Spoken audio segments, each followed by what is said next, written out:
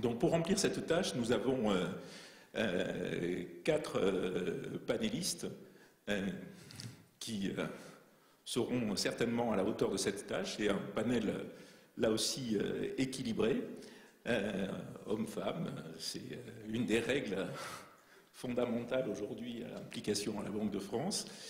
D'abord à ma droite, Chantal Devarajan, qui est directeur de recherche complexe.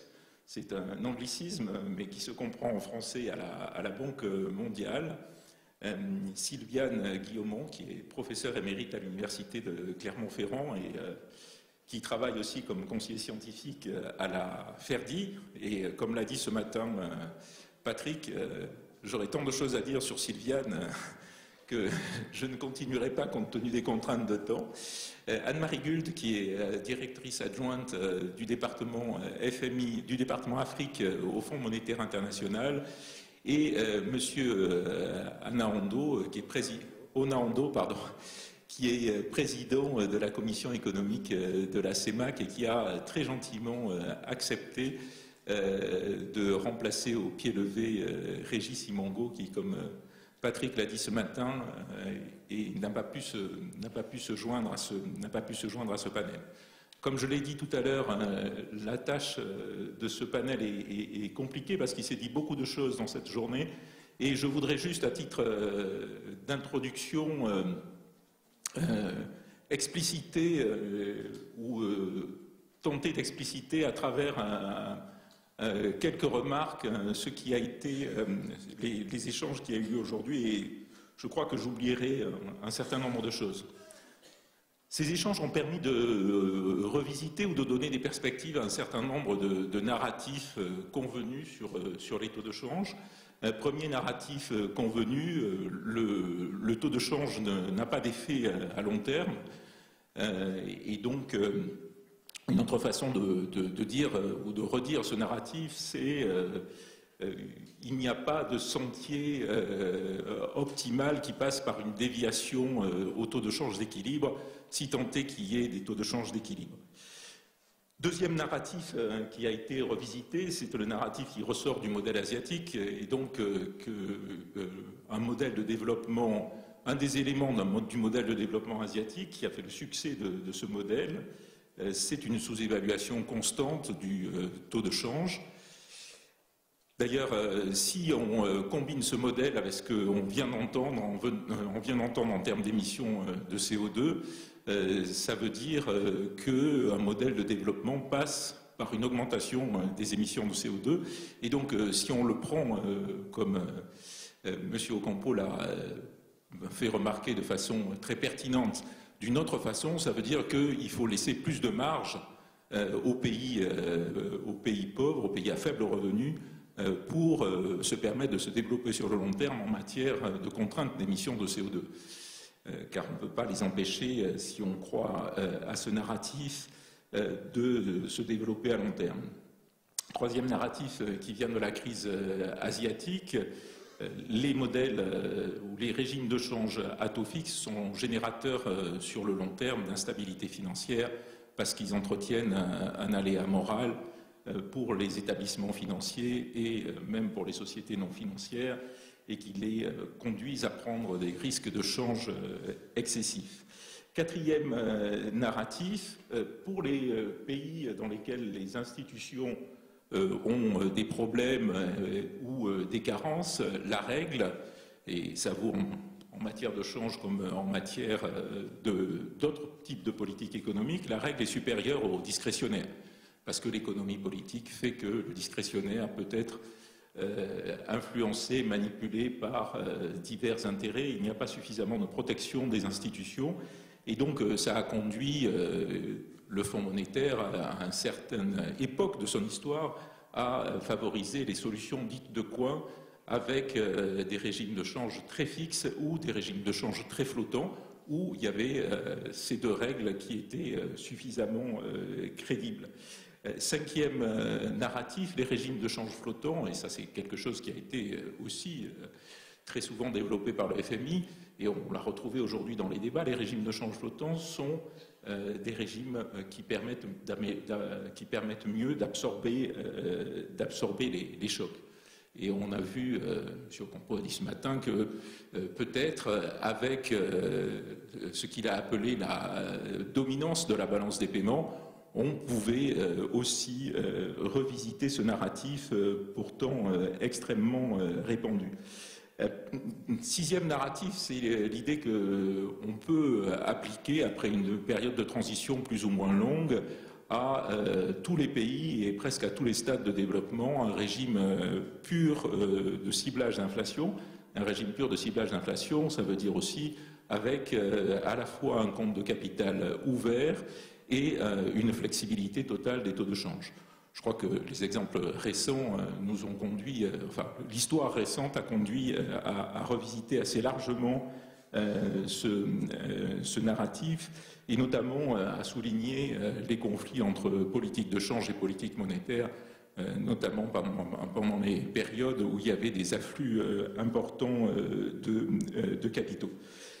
Enfin, on sait, on a aujourd'hui visité des endroits qui le sont peu par nature, c'est-à-dire les relations entre taux de change et inégalité de revenus, et un endroit qui est encore moins visité par nature, qui est les relations entre taux de change et émissions de CO2, avec ce que ça impliquait effectivement de créativité et ce besoin de créativité, je crois, et c'est ma dernière remarque, c'est qu'on a aussi revisité, me semble-t-il, et Patrick l'a mentionné dans ses interventions, un certain nombre de concepts clés pour cette relation entre le taux de change et le développement durable et inclusif, et notamment le concept de biens échangeables et de biens non échangeables.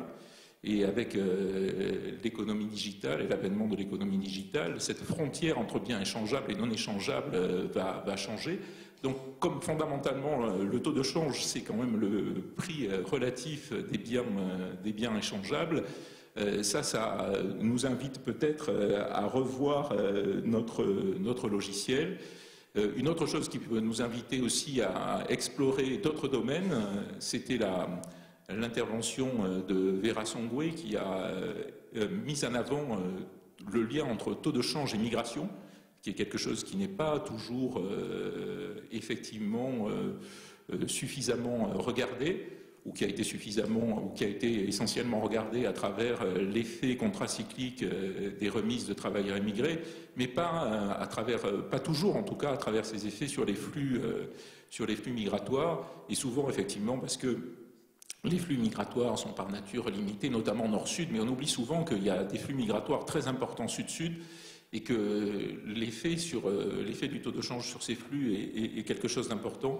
Et donc, ça fait partie des sujets qui ont été évoqués. Voilà, j'ai oublié certainement énormément de sujets qui ont été évoqués, énormément d'angles qui ont été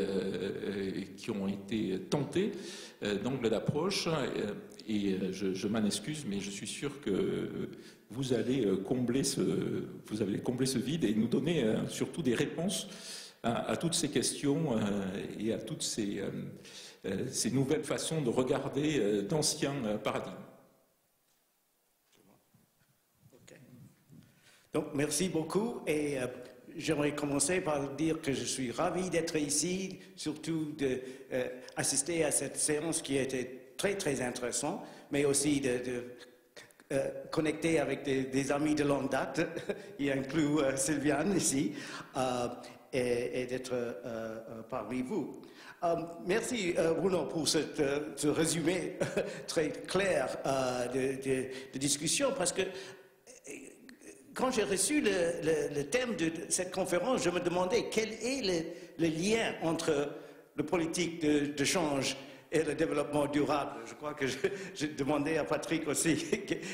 Et je crois que nous avons soulevé plusieurs canaux avec lesquels il y a un lien entre la politique de change et le développement durable. Et Ibrahim El-Badawi a soulevé un canal qui était la sous-évaluation qui peut promouvoir les exploitations. Il y a le canal de l'inégalité que Andy Berg et les autres ont soulevé. Et aussi, il y a ce canal avec les émissions de CO2. Mais il y a même s'il y a plusieurs canaux, je veux dire, je vais essayer à vous convaincre qu'il y a un canal clé. Et ça, c'est la bonne gouvernance. Parce que si vous commencez, la raison que nous avons cette discussion des différents régimes de taux de change, le régime fixe, le régime flottant et les choses comme ça, c'est parce qu'il y a des problèmes de bonne gouvernance dans les pays. Et ce sont des réponses aux mauvaises gouvernances pour réagir à ces problèmes. La raison d'être d'avoir un taux de change fixe, c'est parce que c'est pour serrer les mains de la Banque centrale, pour que la Banque centrale puisse, le gouverneur de la Banque centrale puisse refuser au ministère des Finances à financer le déficit budgétaire. Si vous avez un taux de change fixe, vous ne pouvez pas financer le déficit budgétaire. Avec ça, on peut avoir des déficits plus faibles et surtout l'inflation plus faible, comme nous avons constaté avec la présentation de Andy Berg. Donc, à l'autre. Mais en même temps, nous avons des recherches qui montrent que même si le régime de taux de change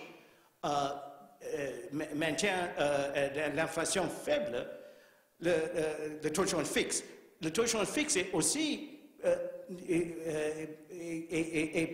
avec un taux de change fixe, c'est beaucoup plus difficile à réagir à un choc externe parce que vous n'avez pas la flexibilité. Et il faut dire que la réaction ou l'ajustement à un choc externe est un problème de la bonne gouvernance aussi, parce que si vous avez un choc de terme d'échange, par exemple, le prix de l'exploitation tombe, c'est une question de comment la société puisse diminuer leur consommation, leurs dépenses, pour réagir à ce choc. Et comment cette diminution de consommation soit partagée parmi toute la société. Ça, c'est une question de bonne gouvernance. Et avec les instruments qui sont plus flexibles, il est plus facile à le faire. Maintenant, donc, ce sont des liens avec lesquels les interventions ou les termes d'échange, les régimes d'échange puissent avoir des effets sur la bonne gouvernance, sur la gouvernance, qui puissent alors donner des développements durables. Mais je veux dire que l'impact du régime de change sur le développement durable avec ce canal de gouvernance est limité. Parce qu'il n'y a plus de problèmes de bonne gouvernance pour la détermination du développement durable que le régime de taux de change. Et je veux seulement partager avec vous trois exemples, trois histoires, si vous voulez, que je pense que représentent les vrais problèmes de bonne gouvernance, qui sont vraiment, le thème commun parmi eux, c'est la capture des rentes. Ce que nous avons dans nos pays de revenus faibles, c'est qu'il y a des élites qui ont capturé les rentes et qui empêchent vraiment le développement durable. Premier exemple, c'est la Tunisie. Maintenant, je sais que la Tunisie n'est pas un pays de revenus, pas encore un pays de revenus faibles, mais vraiment les chiffres de la Tunisie rassemblent plusieurs pays de revenus faibles, surtout le taux d'emploi. La Tunisie a un taux d'emploi qui est très très faible. Et je me demandais pourquoi, parce que c'est tout près de l'Europe, il y a pas mal de l'infrastructure, pourquoi la Tunisie ne pouvait pas avoir un secteur exportateur très très puissant qui créait l'emploi. Maintenant, nous savons que la famille du président, l'ancien président Ben Ali, cette famille avait des intérêts dans quelques entreprises. Et le gouvernement Ben Ali, ils ont protégé les industries où on trouve ces entreprises. Et ces entreprises étaient, par exemple, dans la télécommunication, dans le transport et le secteur financier. Maintenant, si vous voulez avoir un secteur exploitatif en Tunisie, vous avez besoin de transport, vous avez besoin de télécommunications, vous avez besoin de finances. Mais avec cette protection, le prix de ces secteurs était très élevé en Tunisie. Donc, le secteur exploitateur n'était pas compétitif. Le prix des télécommunications en Tunisie était le 3e du monde, après Myanmar et Congo-Brazzaville.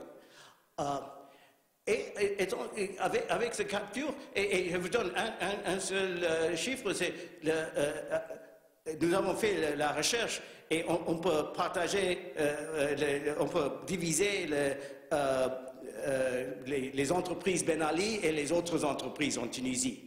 Et les entreprises Ben Ali étaient 0,8% du PIB, 3% de l'emploi, mais ils avaient 23% des profits dans le pays.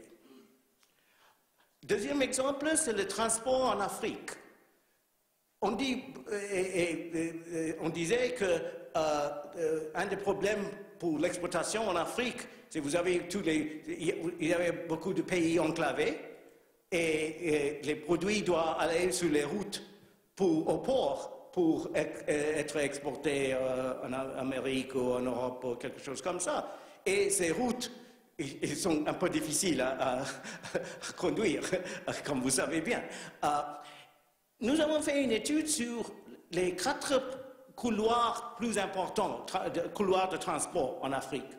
Et ce que nous avons constaté, c'était que le coût de transport sur ces 4 couloirs n'était plus élevé que la France. Mais le prix de transport était le plus élevé du monde en Afrique. Maintenant, la différence entre le prix de transport et le coût de transport, ce sont les profits aux opérateurs des camions. Et le taux de profit était à peu près 100%. Maintenant, comment est-ce qu'on peut avoir ce profit de 100%? La raison, c'est qu'il y a des réglementations dans chaque pays qui empêchent l'entrée dans le secteur des opérateurs des camions. Et le problème, c'est maintenant, on a créé un monopole qui est très important. Et dans quelques pays, c'est le beau-frère du président qui est le président des opérateurs de camions. C'est très difficile à avoir de réglementation de transport. Et avec ça, ils empêchent les exploitations de l'Afrique. Et le troisième exemple, très vite, c'est le capital humain, que nous n'avons pas parlé beaucoup aujourd'hui. Mais je crois que ça, c'est clé pour le développement durable. Et le problème que nous avons dans beaucoup de pays faibles, pays de revenus faibles, et que même si les étudiants, les élèves sont inscrits dans les écoles, ils n'apprennent pas beaucoup. C'est le problème de la qualité de l'éducation. Un seul chiffre en Inde, un pays comme l'Inde, que José Antonio ce matin a dit que l'Inde est le grand secteur de communication, d'informatique, communication. Mais en Inde, dans l'Inde rurale, 80% des élèves de la 2e classe ne pouvaient pas lire un mot dans une paragraphe. Donc, qu'est-ce qui se passe? Parce que les élèves sont inscrits dans les écoles. Ils vont à l'école chaque jour. Mais après 2 ans, ils ne pouvaient pas lire un seul mot. Une des raisons, c'est que les enseignants sont absents. 25% le taux d'absentisme des enseignants aux écoles primaires en Inde. Et avec ça, ce n'est pas un surpris que les élèves n'apprennent pas. Maintenant, comment est-ce que les enseignants peuvent être absents, 25%? Alors, en Inde, les enseignants, ils dirigent les campagnes électorales des politiques. Et le politique est élu et il donne aux enseignants un poste pour lequel il ne doit pas être présent. Et avec ça, on est dans un piège. Parce que l'enseignant est content, le politique est content, mais malheureusement, les élèves perdent. Et surtout, la prochaine génération perd. Donc, je crois que nous avons plusieurs problèmes sur la bonne gouvernance qui sont les vraies contraintes pour le développement durable dans les pays faibles. Le politique ou le régime de taux de change et la politique de change puissent améliorer quelques aspects du développement de la bonne gouvernance, mais nous devons aller beaucoup plus loin pour améliorer la bonne gouvernance, pour réaliser le développement durable dans les pays du revenu faible. Merci.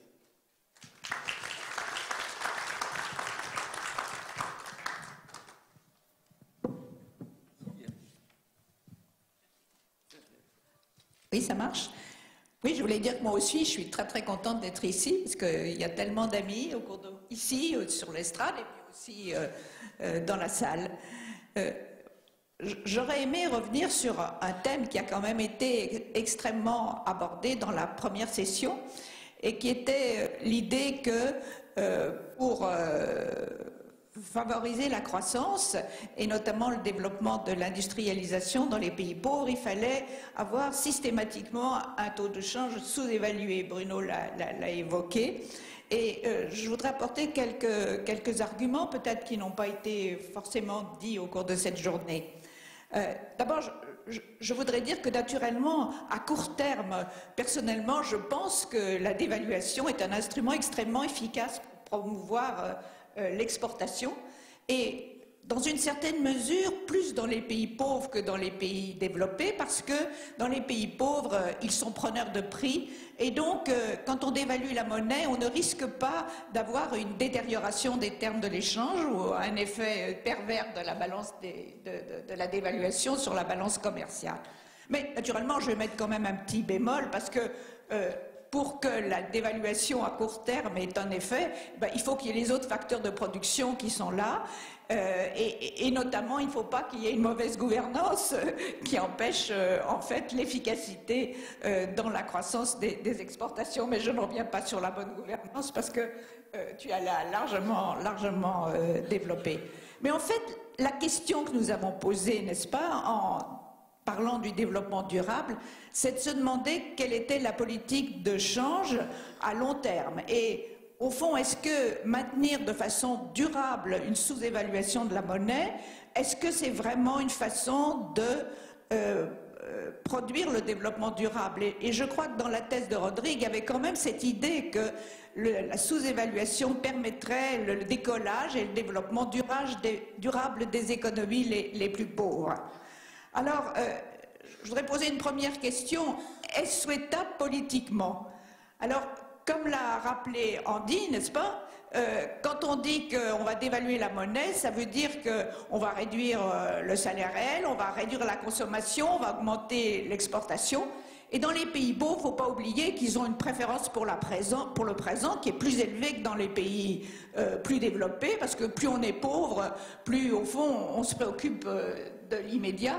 Et dire à ces pays, et surtout aux personnes les plus pauvres dans ces pays, eh bien écoutez, réduisez maintenant votre consommation parce que vous allez avoir une croissance plus forte et vous consommerez plus tard, c'est pas peut-être une forme d'ingérence. Voilà, donc ça c'est un premier problème. Et puis, si tous les pays à faible revenu se mettent à avoir la même politique, je crois aussi qu'Andy l'a évoqué, évidemment, il y aura un problème parce que tous ces pays auront des exportations, des surplus de balance commerciale, et ça veut dire qu'ailleurs, il y aura des déficits. Et à long terme, ce n'est pas souhaitable, comme on le voit avec ce qui s'est passé entre les États-Unis et la Chine. Alors, ça c'est le premier argument. Le deuxième argument que je me pose, c'est que si on veut, est-ce que c'est possible d'avoir une sous-évaluation durable de la monnaie? Comme il y a une tendance quand même à ce que le taux de change aille vers le taux de change d'équilibre, il y aura quand même une tendance à ce qu'il y ait une réévaluation de la monnaie. Alors, ça veut dire qu'on va être obligé de dévaluer de façon régulière. C'est d'ailleurs pour ça qu'on se dit le taux de change flexible, c'est beaucoup mieux que le taux de change fixe si on veut avoir une sous-évaluation permanente. Alors, ça veut dire qu'on va dévaluer, donc on va avoir de l'inflation. Quand on dévalue, on a forcément de l'inflation. Alors là aussi, il y a eu des discussions. Est-ce que l'inflation, c'est mauvais pour la pauvreté? Bon, on dit peut-être pas. Bon, il a cité quand même un article très ancien là-dessus. Donc, et puis, cet article était fondé sur le problème des revenus, mais la pauvreté n'est pas seulement une question de revenus, c'est une question aussi de capital. Est-ce que les pauvres détiennent plus d'encaisses?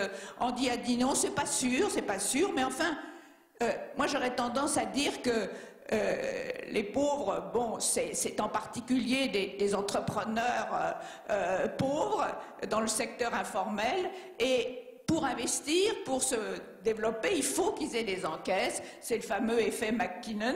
Et par conséquent, quand il y a beaucoup d'inflation, ben, c'est plus difficile pour eux d'investir. Donc, je crois vraiment que l'inflation est très très mauvaise pour les pauvres et pour la répartition égalitaire des revenus. Et puis, si on dévalue périodiquement, on aura une instabilité du taux de change nominal et finalement du taux de change réel. Et ça, ben, c'est souvent dit que l'instabilité, c'est mauvais pour la croissance. Et comme la croissance est quand même favorable aux pauvres, ben, c'est mauvais pour le développement durable et pour la réduction de la pauvreté. Et puis enfin, je vais dire un dernier argument qui alors est peut-être très hétérodoxe, n'est-ce pas, qui consiste à dire que, au fond, la dépréciation réelle, c'est la baisse de la rémunération du travail, et que dans les années 50, il y a un très bon économiste qui s'appelle M. Lebenstein qui a expliqué que eh bien, il y avait une relation forte entre la rémunération du travail pour les populations pauvres et leur productivité, parce que s'ils avaient une rémunération trop faible, eh bien, ça ne couvrait pas les coûts de l'homme, comme disait François Pérou. Et d'ailleurs, ça a donné naissance, cette idée, au salaire d'efficience dans les pays développés. Donc, moi, j'ai toujours été très impressionnée par cette idée que la productivité des travailleurs était influencée par leurs revenus. Et puis on pourrait dire aussi que si on a une dépréciation permanente du taux de change, ben c'est une facilité qu'on donne, et donc on est moins incité à accroître la productivité. Les entreprises qui sont mal gérées ont moins de chances d'être remplacées par des plus efficaces. Il y aura moins de destruction créative, comme disait Schumpeter. Voilà. Donc ça me paraît un argument assez important, mais qui n'est pas dans la littérature empirique très bien documentée.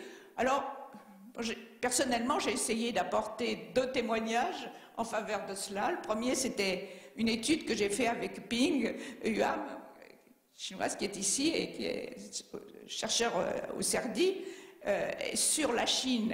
Et la Chine, c'est très intéressant parce qu'ils ont eu une période de dépréciation forte de leur taux de change, puis d'appréciation. Et nous avons montré, à partir d'une étude par panel, par province, que dans les provinces de l'intérieur de la Chine, qui sont les provinces pauvres en particulier, eh bien, la dépréciation réelle avait eu un effet défavorable sur la productivité des travailleurs, alors qu'ensuite, quand il y avait eu une appréciation réelle, ça avait accru la productivité du travail dans les provinces de l'intérieur. Ça n'avait pas eu le même effet dans les provinces occidentales, maritimes, mais dans celles-là, parce qu'il y a beaucoup moins de pauvres. Ça, c'était une première étude qui m'a un peu confortée dans cette idée que Lebenstein, on devait encore y penser. Et puis une deuxième étude, ça a été sur les conséquences de la politique de change sur la production manufacturière africaine. Alors là, c'était plus curieux parce que ce que nous avons fait, c'est que nous nous sommes dit peut-être les taux de change vis-à-vis des différents pays n'ont pas le même effet. Et donc, nous avons distingué le taux de change réel vis-à-vis de l'Europe, vis-à-vis des États-Unis, du dollar, et vis-à-vis de la Chine, puisque c'est les trois grands, et puis ensuite il y avait le reste du monde. Et nous avons vu que le taux de change réel vis-à-vis de l'Europe et vis-à-vis des États-Unis n'a pas grand effet sur la production manufacturière africaine, mais qu'en revanche, lorsque les monnaies africaines s'appréciaient vis-à-vis du renminbi en termes réels, bah, c'était plutôt favorable à la production manufacturière africaine, ce qui nous a étonnés, bien sûr, comme résultat. Et bah, nous avons expliqué un peu en se disant, ben oui, mais quand la monnaie africaine s'apprécie vis-à-vis du renminbi, la consommation importée de Chine, qui est très importante, devient moins chère, et c'est bien pour les pauvres. Et puis d'autre part, la Chine exporte énormément d'équipements bas de gamme pour les petits entrepreneurs, et là encore, quand le taux de change est apprécié vis-à-vis de la Chine, ben, ces équipements coûtent moins cher et ils peuvent plus s'équiper. Donc, bon, ce sont des hypothèses, bon, qui ne sont peut-être pas exactes, mais qui m'ont conforté dans l'idée que c'était très important de voir la relation entre le taux de change, la rémunération du travail et la productivité des travailleurs. Alors, je voudrais en conclusion dire quand même qu'on peut être frappé par le fait que 60% des pays à revenus pauvres ont un change fixe. Et c'est peut-être pas par hasard. Après tout, c'est parce qu'ils sont peut-être bien persuadés que c'est un système qui évite bien des inconvénients, peut-être aussi qui, comme tu l'as dit, favorise la stabilité et le rôle de la Banque centrale, mais peut-être pas seulement, c'est parce que ça évite des dépréciations trop fortes du taux de change et qui nuit à la productivité des travailleurs. Et alors, au fond, je serais très proche finalement de l'article dont nous avons parlé, qui a été publié par M. Ocampo, qui est là, et avec Martin Goodman et Joseph Stiglitz, et qui nous dit, au fond, le gros inconvénient d'une politique systématique de dépréciation réelle, notamment parce qu'il y a beaucoup de choses dans cet article, mais je prends une idée, c'est que la dépréciation réelle, elle a le grand inconvénient de favoriser tous les secteurs, y compris les secteurs de rente, les secteurs de ressources naturelles, alors que ce qu'on veut avec la dépréciation réelle, c'est favoriser l'industrialisation et pas le recours aux ressources naturelles. Et ça m'a paru un argument très fort en faveur de l'idée que pour favoriser l'industrialisation, il fallait mieux utiliser la politique industrielle et parmi la politique industrielle, naturellement, la politique fiscale qui est dans une certaine mesure une autre façon de modifier le taux de change. C'est pour ça d'ailleurs qu'ils appellent ça un système de taux de change multiple effectif, mais qui n'est pas un système de taux de change, qui est un système de fiscalité, n'est-ce pas? Il ne faut pas l'oublier. Et j'étais amusée d'entendre ce matin, je crois, Agnès Benassi-Guéret nous dire qu'au fond, les mesures fiscales, les mesures douanières, etc., étaient beaucoup plus efficaces que le système du taux de change pour favoriser les exportations. Merci.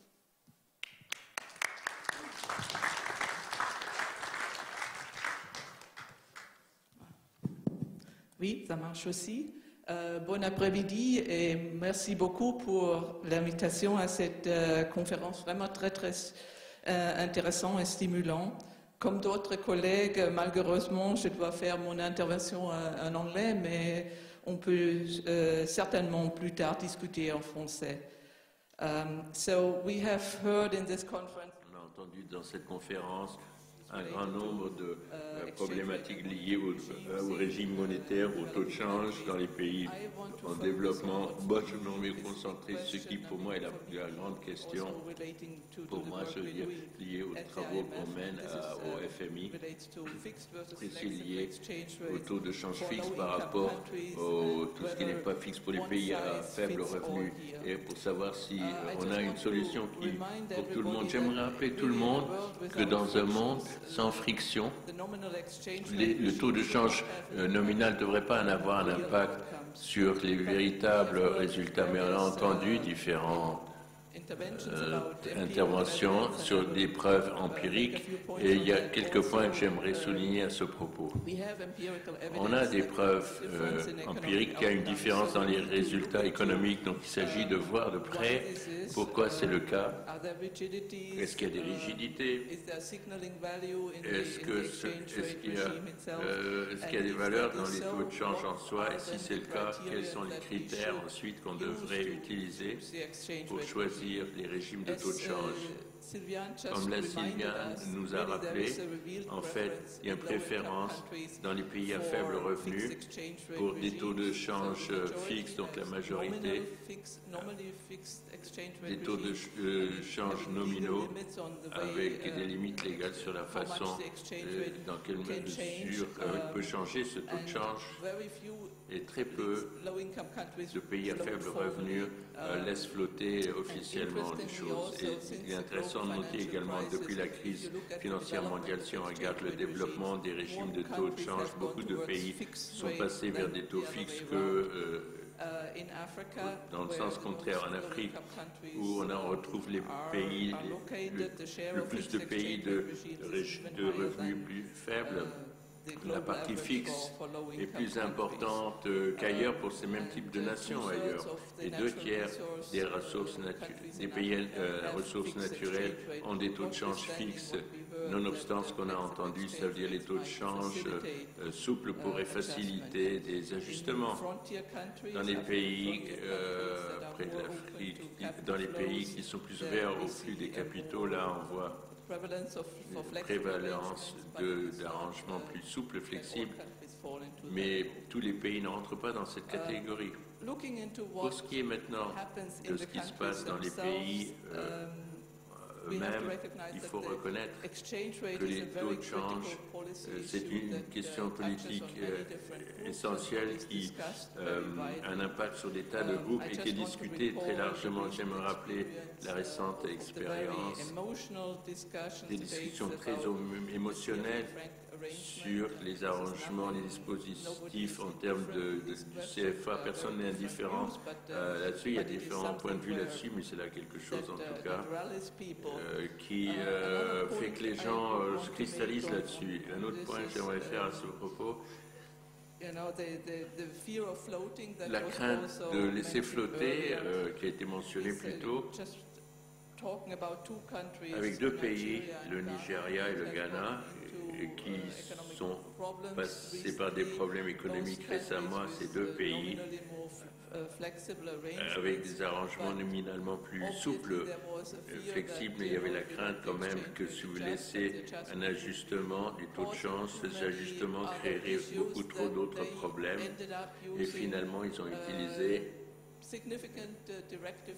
des mesures et des distorsions importantes qui finalement ont mené à un taux de change beaucoup trop hautement apprécié. Donc ce n'est pas que le régime en soi avait facilité cet ajustement, comme cela avait été décidé en premier lieu.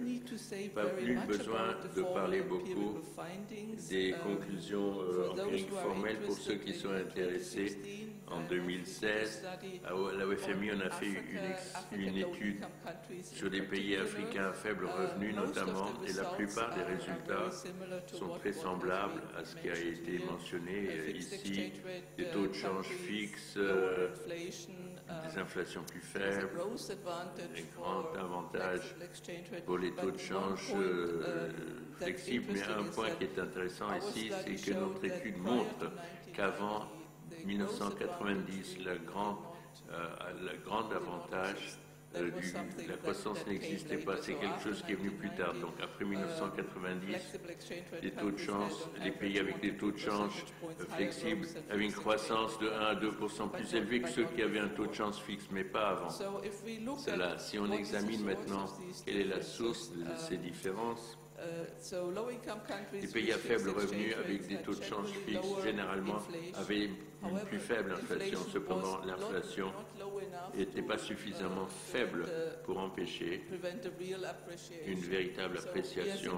Donc c'est vrai, l'inflation était plus faible comparée dans les pays avec des taux de change flexibles, mais pas bien plus faible que l'inflation dans les pays avec des devises fixes. Donc certains de ces avantages sont apparus. Alors deux autres conclusions dans cette étude sont intéressantes également. D'abord, on a constaté que les pays avec des taux de change fixes ont moins de variabilité. Il y a eu des discussions ce matin à savoir si la variabilité en soi pourrait avoir des effets ou des coûts négatifs qui soient associés. Ces pays, de manière générale, également des balances fiscales plus faibles.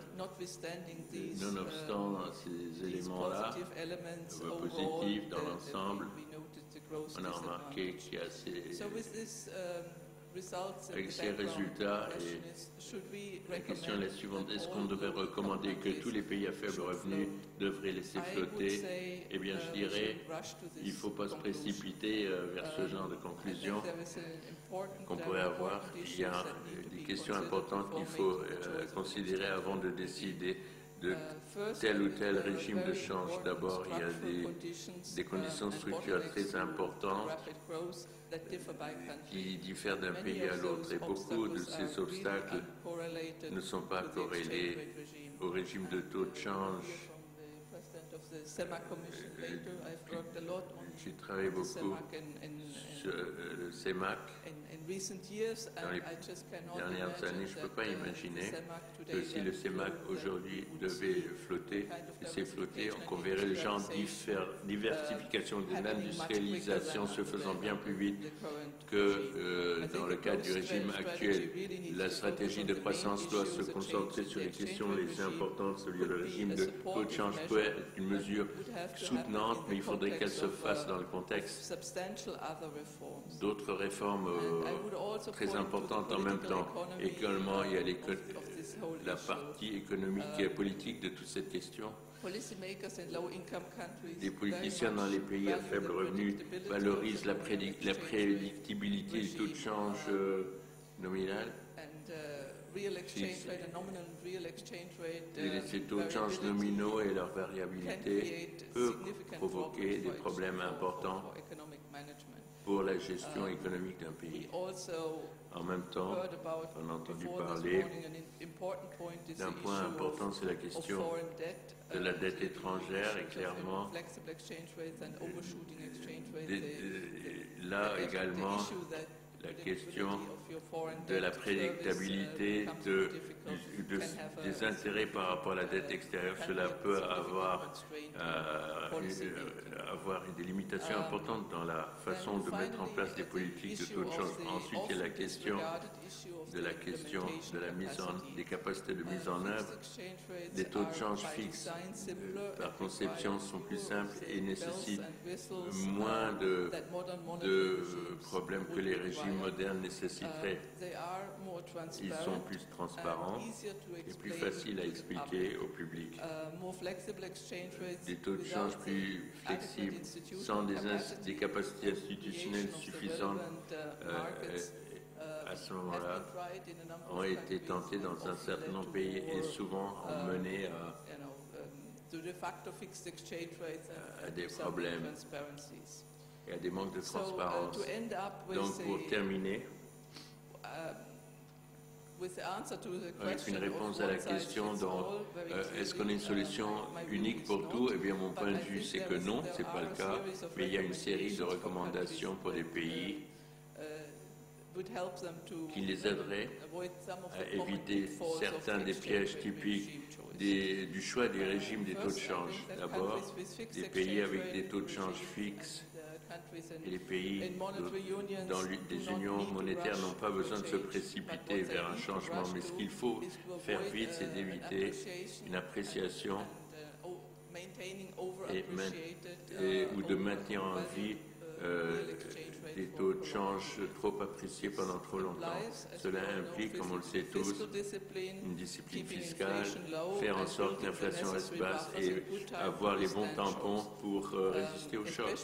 Et notamment, cette recommandation est importante surtout pour les pays avec des matières premières qui ont besoin d'avoir des tampons pour résister à des chocs pour ce qui est des matières premières et les aider à financer les chocs qui sont considérés comme devant être temporaires. Les pays avec des taux de change fixes ont besoin d'accepter également que pendant des moments difficiles, ils pourraient avoir besoin de mettre en œuvre plus d'ajustements fiscaux comparés à d'autres pays pour éviter trop de coûts pour la croissance. Ils doivent se concentrer encore plus que d'autres sur l'augmentation de l'efficacité de leurs dépenses publiques et puis tenir compte des préoccupations de concurrence et réduire les écarts en termes d'infrastructures. Les pays avec les taux de change flexibles qui généralement ont connu une inflation plus élevée, ceci nécessite de mettre en place des politiques monétaires avec un mandat fort pour la stabilité des prix. Ces cadres doivent être suffisamment robustes pour traiter des pressions inflationnistes à partir des dépréciations du taux de change notamment.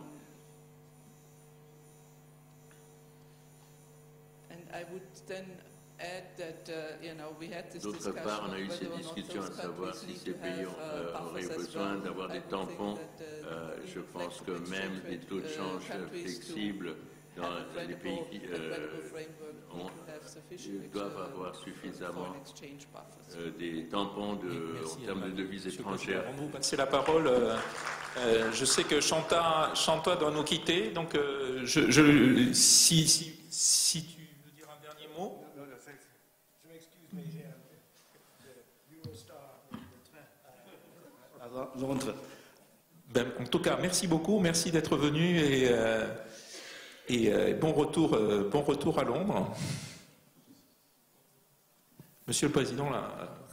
Merci beaucoup. Mais, naturellement, je suis heureux d'être là. J'ai traversé l'Afrique pour arriver ici. J'ai fait toute la nuit dans l'avion d'Air France. C'est parce que j'étais heureux de venir assister à cette réunion. Je voudrais dire au professeur Guillaumont qu'on ne fera pas l'économie de l'analyse du franc CFA.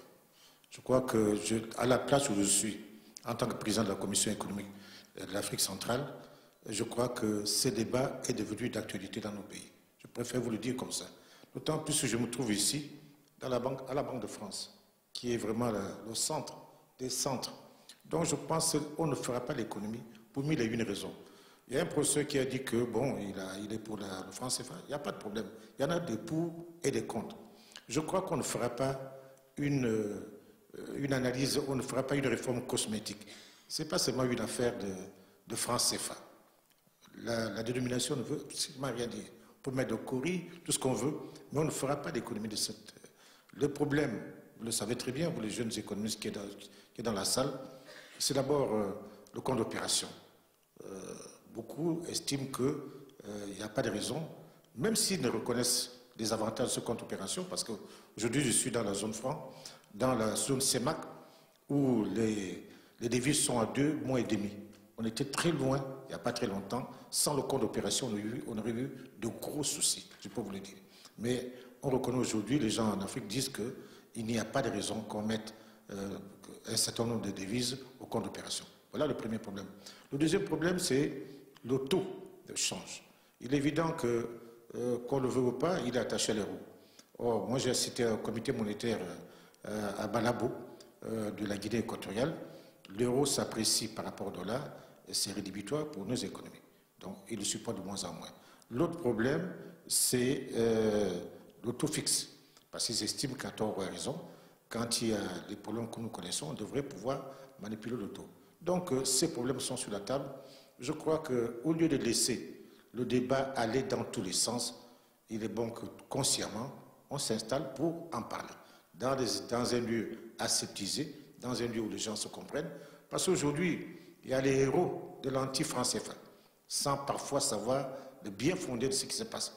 Parce que les gens se font, disons, ils se font la réputation sur le franc CFA. Alors que les choses ne sont pas aussi simples que les gens le croient. Et les gens ne sont pas aussi simples. Moi, je suis un peu économiste. J'ai lu un peu les documents sur le franc CFA. Mais j'avoue que je suis... Il y en a qui en font une affaire contre les Français. Ce n'est pas ça le problème. Parce que moi, dans ma tradition africaine, on dit que quand vous avez un ami, quand vous l'avez dans la nasse, vous ne le sortez pas pour mettre d'autres amis. Vous commencez par d'abord garder votre ami, vous ajoutez d'autres amis. Le problème n'est pas de remplacer le franc CFA, de remplacer la France par un autre partenaire. Je crois que c'est contre-productif, ça ne donnerait strictement rien. Moi, ayant peut-être fait de longues études en France, je suis très francophone. Je suis de la culture française. Il se trouve que j'ai été Amiens. Vous savez, pour la liaison que je voudrais faire par là, j'ai fait de longues études à Amiens, j'ai fait des enfants à Amiens. Je suis très appuyé, très proche de cette culture. Donc, je pense qu'à un moment donné, il faut savoir s'asseoir, quel que soit... Bon, les gens disent que c'est un problème délicat. Il n'y a pas de problème délicat. Il faut en parler. C'est quand on n'en parle pas que ça devient un problème, qu'on laisse la porte ouverte à des gens qui ne maîtrisent pas le problème. Je tiens à verser préalable. Je m'en suis, M. Guillemot, je crois qu'il était nécessaire. Je vous le dis parce que là où je suis, là où je me trouve, on en parle trop. Et malheureusement, on en parle mal, parce que les gens ne maîtrisent pas le problème. Bien, ceci étant, je suis obligé de remplacer au pied levé un membre du gouvernement qui devrait être là. Ben, qu'à cela ne tienne, je suis heureux de pouvoir prendre la parole. On nous demande quelle politique monétaire et de change pour un développement durable dans les pays à revenus faibles. J'avoue que nous avons beaucoup appris ce matin. Nous savons que les OMD, les Nations Unies, nous l'ont imposé un peu en disant le développement durable, c'est l'agenda mondial et qu'un développement durable doit s'appréhender comme un développement qui peut permettre de répondre aux besoins des générations présentes sans compromettre les capacités des générations futures. Voilà la définition. Le développement doit être social, économique, environnemental. Mais la question qu'on peut se poser, c'est de savoir quelle manière la politique de change, la politique monétaire de change, et donc l'objectif et la stabilité des prix, aujourd'hui peut permettre aux pays à revenus faibles d'atteindre ces trois objectifs. J'avoue que la réponse à cette question n'est pas toujours évidente, parce que malgré quelques avancées théoriques, on peut conclure que la politique de change des pays pauvres doit s'inscrire dans une stratégie de développement économique durable visant une croissance rapide, économique rapide, inclusive et respectueuse de l'environnement économique, ainsi qu'une insertion dans la mondialisation et dans la mondialisation économique et financière. Mais le premier problème qui se pose à nous, c'est que l'aspect économique et l'aspect social sont de consonance interne, alors que l'aspect environnemental est plutôt à dominance internationale. Or, nous avons vu qu'à la fin des années 80, les États africains, surtout les pays de l'Afrique subsaharienne, n'ont cessé de demander aux politiques d'ajustement de tenir compte de la dimension sociale. Malheureusement, ils n'ont pas eu beaucoup de succès. Quelques années plus tard, on a parlé d'ajustement à visage humain, sans qu'il y ait de mesures de financement idoines. Donc, restaurer les grands équilibres a été la seule véritable préoccupation de l'époque. La dévaluation de franc CFA de 1994 répond à cette préoccupation, essentiellement rétablir les grands équilibres. Donc, l'analyse qui sont faites en Afrique montre bien que la dévaluation qui a eu lieu a plutôt a continué à appauvrir les pauvres. C'est une tautologie, et a continué à enrichir les riches. Donc, parce que nos élastiques d'importation sont incompressibles et ne pouvaient pas, disons, être compatibles à ces dévaluations. Aujourd'hui, on le sait en Afrique, je crois que personne ne me démentirait, puisque nous avons eu, moi, dans mon Afrique centrale, naturellement, on a eu une grande crise, ça je ne vous le cache pas, avec le prix du pétrole qui est passé de $100 le baril à $40 le baril. Je crois que même pour un ménage, si vos revenus passent de 1 million à 400 000, ça devient un gros problème. C'est un coup de grisou énorme. Et vous le savez, Madame Lagarde est descendue à Yaoundé, demandant pratiquement la dévaluation que les gens n'ont pas accepté. Mais les bruits de la dévaluation ont vraiment énormément couru. Mais maintenant, nous, on se pose la question de la pertinence de la dévaluation. Parce que la plupart de nos calculs, d'ailleurs, on le dit en Afrique, on dit que la dévaluation allait être une dévaluation honteuse. Parce qu'on allait dévaluer seulement la zone CFA et non la zone UMOA, parce qu'il n'y a pas il n'y a pas de convergence politique entre les deux zones. Une se porte bien avec des taux de croissance qui sont plus élevés, une se porte mal. Aujourd'hui, on lève un peu la tête de l'eau. Là, on était en récession, aujourd'hui on a des taux de croissance qui avoisinent à peu près 1%. Donc, on se dit aujourd'hui que les calculs sont complexes. Il n'y a pas le mésalignement n'est pas avéré entre tous les pays au même moment. Donc, la surévaluation du franc CFA qui est patente en Afrique centrale n'est pas la même en Afrique de l'Ouest.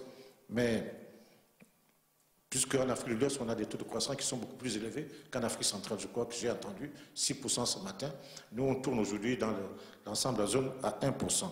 Donc, de ce point de vue économique, les controverses continuent à faire jour sur la nécessité de l'évaluer au niveau du continent. Bon, je laisse d'autres controverses qui sont le pendant de le franc CFA, c'est-à-dire qui sont contre la France ou pour la France. Je crois que ce sont des controverses politiques qui ne me regardent pas. On va les laisser de côté. Donc, nous devons poser la question de savoir quel est l'instrument monétaire de nos pays dont nos pays doivent se doter, quelle évolution apporter à nos politiques de change dans la zone franc, notamment pour impulser de manière durable la transformation de nos économies, compte tenu des développements récents et futurs des économies et des échanges. Aujourd'hui, le débat s'est déplacé sur la troisième dimension, qui est la dimension environnementale. Mais nous savons que nous sommes conscients de protéger l'environnement, parce que nous ne le faisions pas l'ignorer. Mais un prix Nobel en 2009, pour ne pas le citer, M. Elinor Ostrom, avait déjà montré comment des petites communautés stables étaient capables, dans certaines conditions, de gérer leurs ressources locales communes sans être victimes de cette stratégie grâce à des mécanismes informels d'incitation et de sanctions. Mais les canaux par lesquels les politiques monétaires de change peuvent influencer et interagir sur l'environnement restent à mettre en évidence. Ils peuvent changer, c'est sûr, d'un pays à l'autre. Ces canaux dépendent non seulement des facteurs monétaires, des facteurs du marché, mais de l'incomplétude des contrats et surtout de la symétrie d'information. C'est pourquoi, sans toutefois m'enfermer dans un statu quo, nous ne sommes pas convaincus que pour les manipulations de taux de change nous sommes convaincus que la manipulation de taux de change peut avoir un effet mitigé sur l'environnement de l'Afrique aujourd'hui. Donc nous pensons, à tort ou à raison, que l'objectif de développement durable doit, à mon humble avis, faire l'objet d'une refonte totale de nos paradigmes monétaires à l'échelle mondiale. Voilà donc la petite contribution que je voudrais apporter. Je vous remercie infiniment.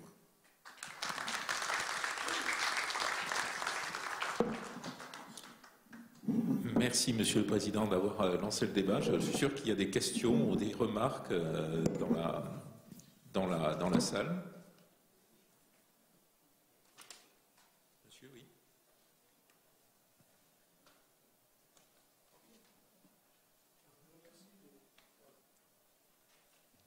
Je remercie les différents intervenants.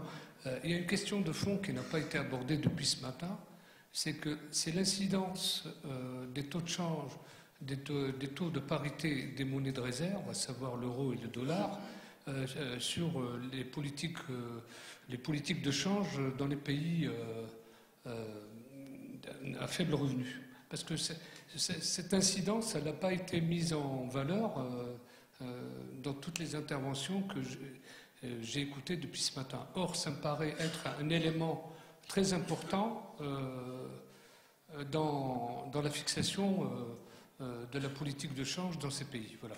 Je voudrais bien avoir des points de vue des experts présents. Merci.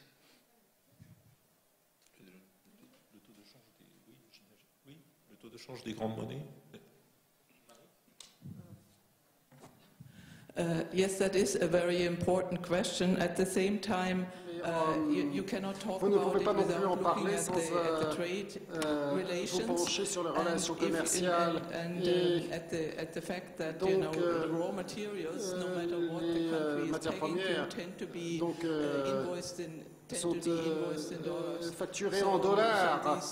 Donc voilà, les mouvements de devises en fait sont pris en compte lorsque vous vous penchez sur les taux de change effectifs et les mouvements qui sont associés et l'impact sur un régime optimal. Bon, si vous deviez le définir dès le départ avec des taux de change fixes, vous pourriez peut-être vous dire qu'il y aurait un panier qui devrait prendre cela en considération, mais avec les taux de change, toutes ces problématiques concernant le normatif et le positif, alors bon, il faut commencer là où vous êtes en fait. Et si vous avez un taux de change fixe, un système fixe de change fixe et que vous changez, est-ce que ça vaudrait la peine? Mais bon, oui, c'est un point important que vous exprimez ici.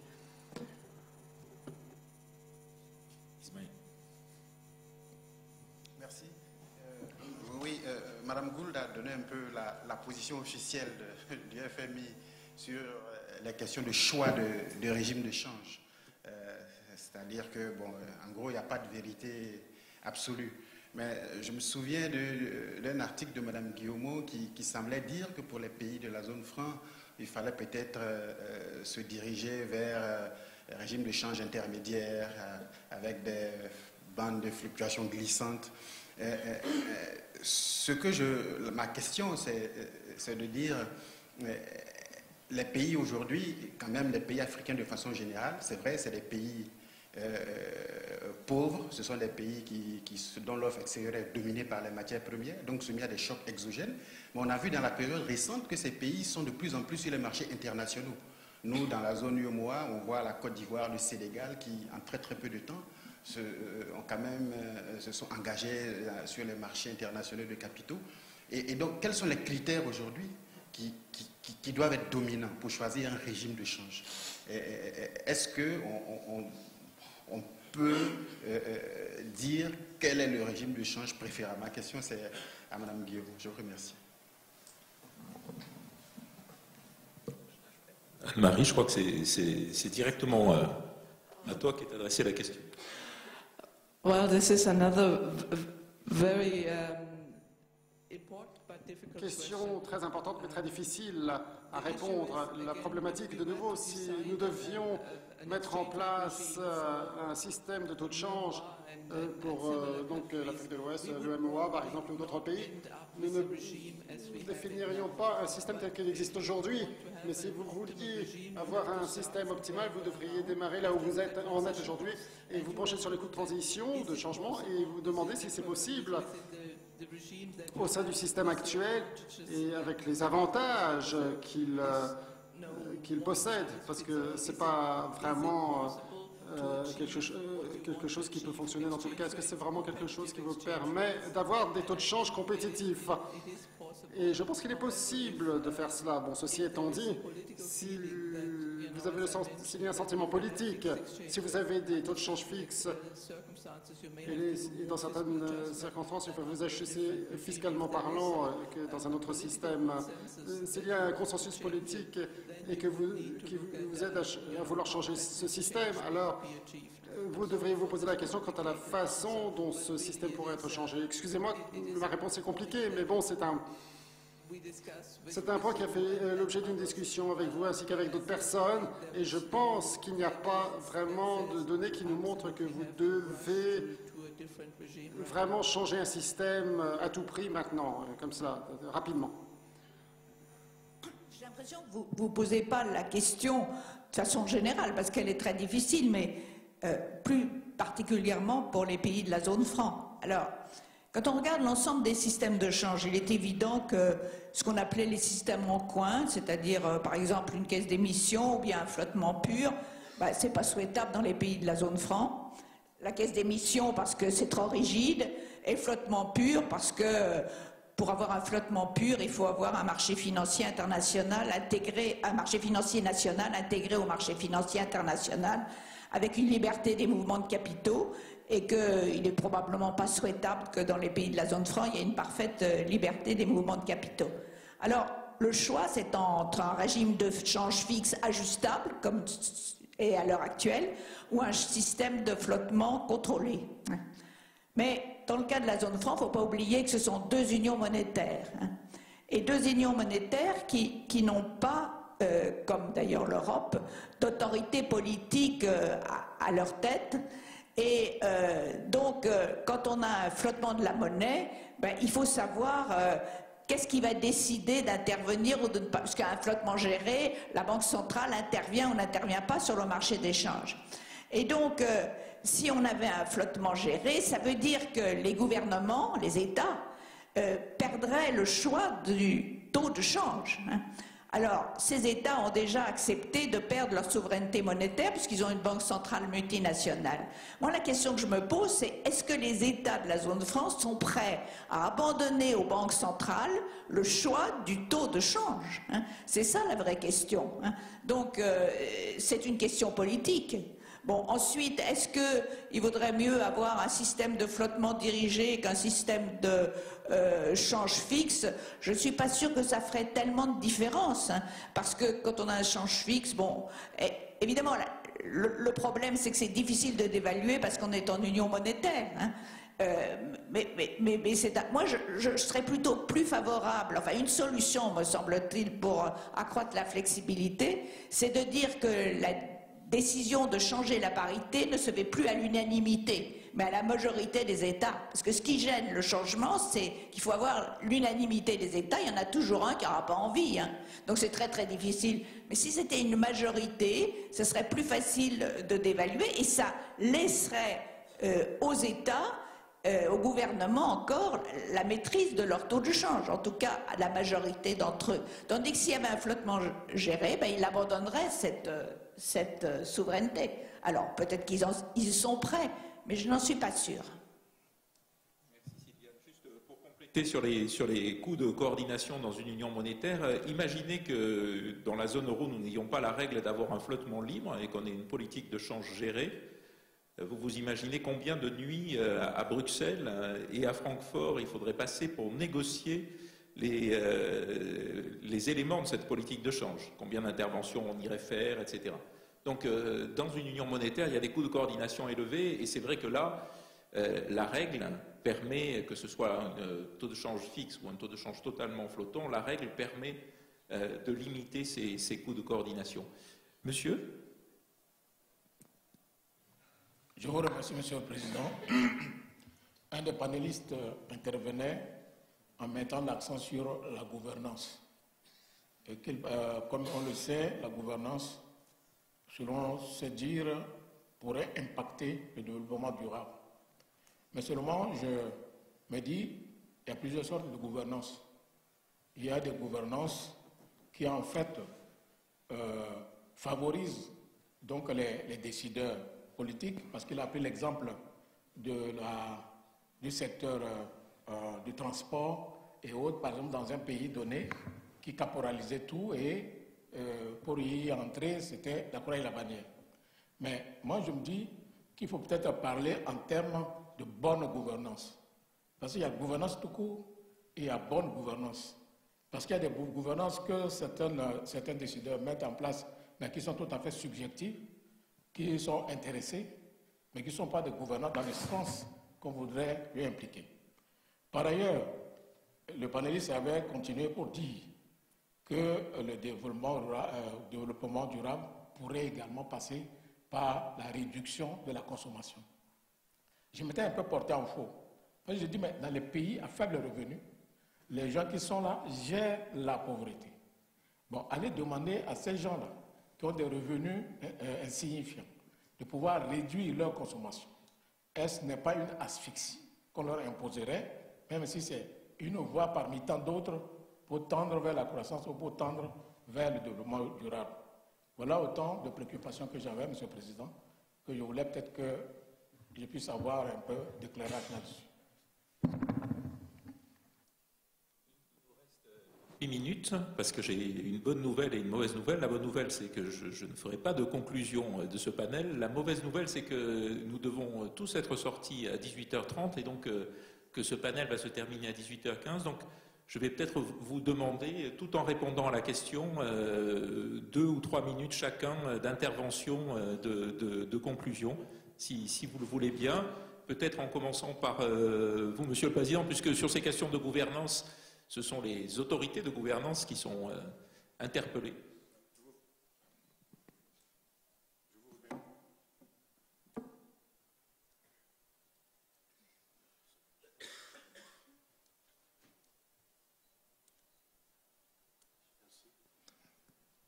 Merci, je vous remercie pour cette intervention. La gouvernance, c'est un terme générique qui veut dire beaucoup de choses. Tout et rien. Moi, là où je suis, j'entends toujours, quand je suis reçu par le président, il faut la bonne gouvernance. Mais quelle gouvernance? Je crois que dans le cas de la BEAC, il y a une bonne gouvernance. Parce que quelqu'un a dit tout à l'heure, je vous le dis parce que je vis au quotidien les problèmes de ces pays. Parce qu'il y a une chose qui est fondamentale au niveau de la zone franc, c'est que les banques, les hommes ont appris à gérer la monnaie. Parce que pour créer la monnaie, il faut être une personne avertie, une personne qui sait ce qu'elle fait. Au niveau de la BEAC, vous savez qu'on est allé loin pour rejoindre Mme Jeannenet, parce que l'unanimité, c'est vrai que c'est difficile d'obtenir l'unanimité. On a pourtant dévalué en 1994, il y a bien eu de l'unanimité parce que les conditions étaient idoines. On ne l'a pas obtenu en 2014. Mais la bonne gouvernance existe. Je vous avertis qu'au niveau de la sous-région, on a interdit les avances au Trésor, aux États.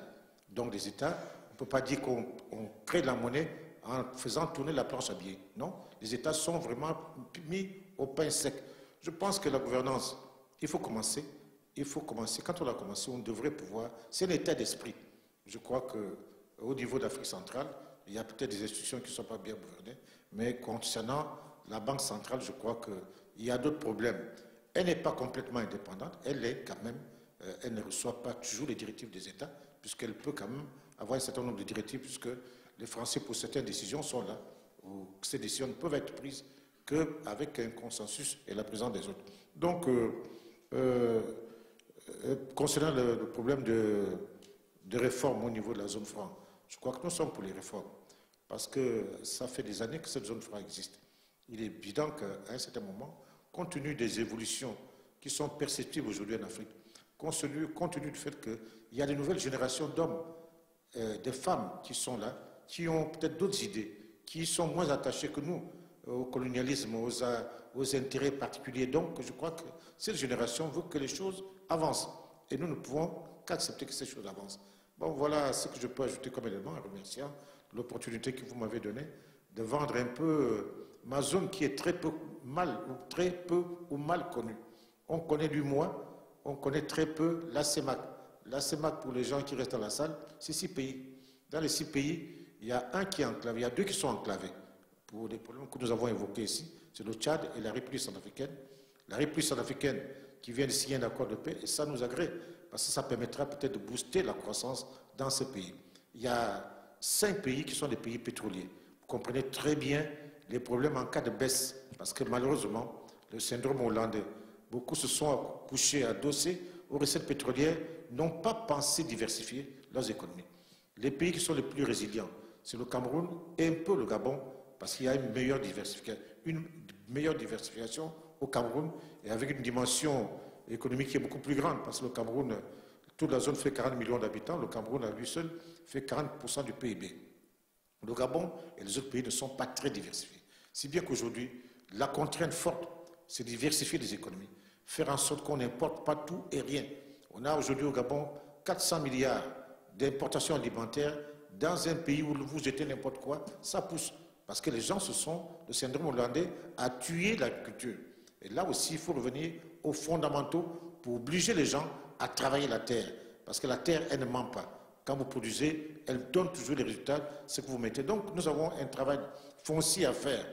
Faire en sorte qu'il y ait une meilleure diversification de l'économie et pour que notre zone soit une zone porteur d'espoir. Parce qu'aujourd'hui, nous avons des taux de chômage qui sont importants. Et avec, vous savez, il y a un débat qui n'a pas eu lieu ici, la sécurité. On était au Fonds monétaire en disant aux gens, c'est bien, vous demandez d'ajuster, mais tenez compte de la contrainte sécuritaire. Aujourd'hui, ces pays sont pratiquement en but à des problèmes de sécurité. Au Tchad, vous avez vu l'armée française a bombardé une colonne. Au Tchad, il y a des problèmes de sécurité. Au Cameroun, avec une scission et Boko Haram à côté. Au Gabon, il y a eu des bruits de bottes. La République centrafricaine avec la guerre qui vient de s'arrêter. En Guinée équatoriale, il y a eu des bruits de bottes. Donc, les problèmes de sécurité sont des problèmes réels. Et j'ai oublié au Congo, où il y a eu les problèmes du pool avec le pasteur Timi. Donc, la sécurité rentre, même que les problèmes sociaux, dans l'ajustement des économies de ces pays. Parce que les chefs d'État, malheureusement, compte tenu de ces contraintes, sont obligés de disperser les moyens pour faire face à des problèmes auxquels ils ne s'y attendaient pas et qui, malheureusement, obèrent le développement. Je vous remercie. Merci, Monsieur le Président. Je me permettais d'ajouter qu'en période de très forte insécurité, la stabilité monétaire et la stabilité de la monnaie, du taux de change, était un actif vraiment important. Anne-Marie, Sylviane, vous avez 1 minute chacun parce que sinon nous allons être pris en otage collectivement par la Banque de France et je pense que ça ne serait pas un bon symbole. Okay, I will be very, very quick. I just want to emphasize that good monetary and Le exchange fait rate qu'une bonne politique monétaire et de taux de change est importante, mais c'est également une condition sine qua non, enfin nécessaire pour la croissance, mais elle n'est pas suffisante par elle-même. Et j'aimerais mettre l'accent sur cela, avec la mise en place de tampons et de bons cadres et de stratégies de croissance en bonne et due forme, que nous pouvons bien définir avec une bonne gouvernance. Et bien c'est cela qui est nécessaire. Alors la réponse est oui, le taux de change et les systèmes de taux de change et les systèmes monétaires peuvent faire beaucoup de dégâts s'ils ne sont pas bien définis, mais ils peuvent également garantir le développement durable. Il ne faut jamais perdre cela de vue. Chantal a mis au centre de nos développements le problème de la bonne gouvernance et vous l'avez à nouveau posé. Alors bien sûr, la bonne gouvernance, ça ne se décrète pas, mais je pense qu'il y a une façon de la promouvoir, c'est de développer le regard des pairs, le contrôle des pairs. Et c'est pour ça qu'il me semble qu'en Afrique, la coopération régionale est tout à fait fondamentale. Et d'ailleurs, vous avez pris, monsieur, l'exemple de la BEAC, et je crois que c'était tout à fait pertinent. La coopération régionale, c'est une façon d'améliorer les institutions. Je crois même que c'est peut-être une de ses plus grandes vertus. Voilà. Merci Sylviane. Donc, on a conclu par le mot de vertu et je pense que c'est un très beau mot pour conclure cette journée. Merci à tous d'être venus et désolé de vous presser, mais il vous reste à peine quelques minutes pour sortir du bâtiment. Donc, je vous souhaite une bonne fin de soirée.